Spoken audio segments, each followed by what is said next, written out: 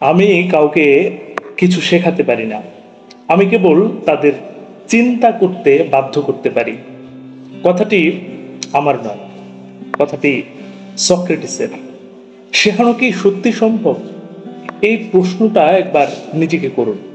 আমরা একজন শিক্ষক, বাবা মা, বড় ভাই বোন বা বন্ধু হিসেবে প্রায়ই অন্যদের শেখাতে চাই জীবনের সঠিক পথ, নৈতিকতা, ভালোবাসা, দায়িত্ব কিংবা সাফল্যের উপায়।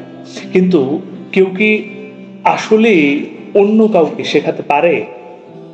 সক্রেটিস ইতিহাসের অন্যতম প্রভাবশালী দার্শনিক। আমাদের চোখে আঙুল দিয়ে দেখিয়ে দেন কঠিন এই বাস্তবতা। আমি কাউকে আসলে কিছু শেখাতে পারি না, আমি কেবল তাদের চিন্তা করতে বাধ্য করতে পারি। এই কথার মধ্যে আছে জ্ঞানের প্রকৃত স্বরূপ। আমরা জ্ঞান দেই না, দৃষ্টিভঙ্গির দ্বার খুলে দিই। মানুষ তখনই শেখে যখন তার মধ্যে জানার আগ্রহ জন্মায়। আপনি যত কথাই বলুন না কেন, যদি শ্রোতার মধ্যে প্রশ্ন না জাগে, আচ্ছা এটা আসলে কেন হয়, তাহলে সেই কথাগুলো মাটির সাথে মিশে যাবে। তাই প্রকৃত শিক্ষক কখনো মুখস্থ শেখান না, বরং এমন প্রশ্ন করেন যা শুনে শিষ্যরা চিন্তা করতে বাধ্য হয়। সক্রেটিস নিজেও কোনো বই লেখেননি, কাউকে মুখে জ্ঞান দেননি, তিনি কেবল প্রশ্ন করতেন। এমন প্রশ্ন যা মানুষের চেতনায় আলোড়ন তুলত। তার প্রতিটি কথোপকথনের উদ্দেশ্য ছিল একটি, ভাবাও।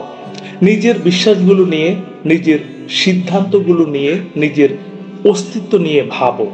শেখানো আর ভাবাতে পারা, এই দুইয়ের ফারাক। শেখানো মানে অনেকটা তথ্য ঢেলে দেওয়া, ভাবানো মানে চেতনাকে নাড়া দেওয়া। আপনি যখন কাউকে বলেন এটা করো, ওটা করো না, তখন হয়তো সে আপনাকে মান্য করে অনুসরণ করবে, কিন্তু সে সত্যিকারের শেখে তখনই যখন আপনি এমন কিছু বলেন যা তাকে গভীরভাবে ভাবতে বাধ্য করে।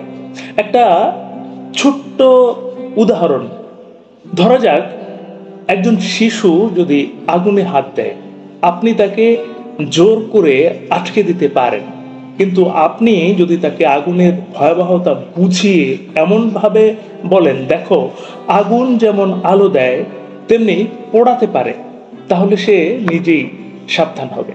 তার নিজের মধ্যে তৈরি হবে বোঝাপড়া, তৈরি হবে সিদ্ধান্ত নেয়ার ক্ষমতা। চিন্তা মানুষকে স্বাধীন করে। মানুষ যখন নিজে চিন্তা করতে শেখে তখন সে নিজের পথ নিজেই খুঁজে নিতে পারে।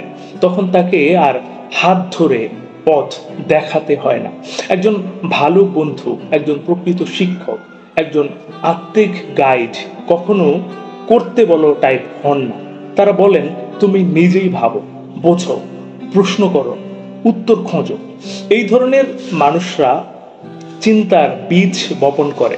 তারা বিশ্বাস করে জোর করে কখনো জ্ঞান নয়, বরং নিজের চেষ্টায় বোঝা সত্যি চিরস্থায়ী। আমাদের সমাজে সক্রেটিসের প্রয়োজন কেন এখনো আছে?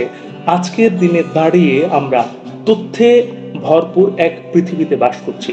গুগলে হাজারটা উত্তর, ইউটিউবে হাজারটা টিউটোরিয়াল, কিন্তু সমস্যা হলো আমরা ভাবি কম, খুব কম। আমরা উত্তর খুঁজি, প্রশ্ন গড়ি না। আমরা তথ্য বিশ্বাস করি, তথ্য বিশ্লেষণ করি না। তাই আমাদের আজকের যুগেও সক্রেটিসের প্রয়োজন আছে, যিনি বলবেন তুমি যা জানো বলে ভাবছো তা আদৌ সত্য কিনা সেটা যাচাই করেছো। তিনি বলবেন তোমার বিশ্বাসগুলো কোথা থেকে এসেছে, তুমি তা নিয়ে কখনো ভেবেছো।